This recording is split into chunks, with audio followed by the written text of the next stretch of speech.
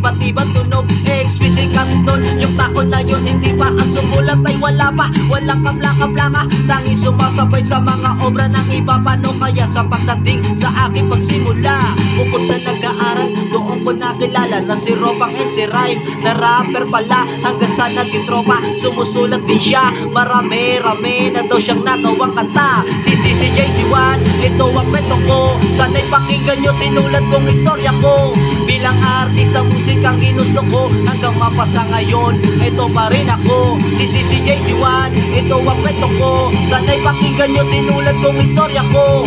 Bilang artist sa musikang ginusto ko, hanggang mapasa ngayon, ito pa rin ako. Kabilang pala siya sa grupo netong Mahang Balos, sa Palok Reproduction, Mabalasik Records. Sa aking pag-aaral dito sa kolehiyo, laman ng aking notebook, kataan nakatuldok hanggang sa nakasama ng pabilang Mabalasik. Doon ko nakilala na si Boss G-Lax, di maiwasang mahiya at ang mapahiya. Dahil sa baguhan wala pa na matindi raw ng labas ng kanta, wala pa ko sa tono pinagtatawanan, piyok laging asar ng tao. Hanggang sa pagtagal sunod-sunod ang nagawa ko, hindi maiwasan tulad ko maging kabado. Si Juan, ito ang kwento ko, sana'y pakinggan nyo, sinulat kong istorya ko.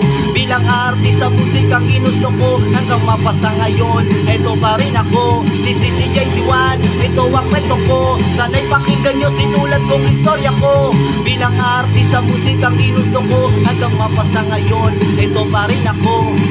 Si Juan, ito ang kwento ko, sana'y pakinggan nyo, sinulat kong istorya ko. Bilang artist sa musikang ginusto ko, hanggang mapasa ngayon, ito pa rin ako. Si Juan, ito ang kwento ko, sana'y pakinggan nyo, sinulat kong istorya ko. Bilang artist sa musikang ginusto ko, hanggang mapasa ngayon, ito pa rin ako. Mapasolo o kolabo sa studio at tungo kada sa pintanin ko, nakahanda ang sulat ko.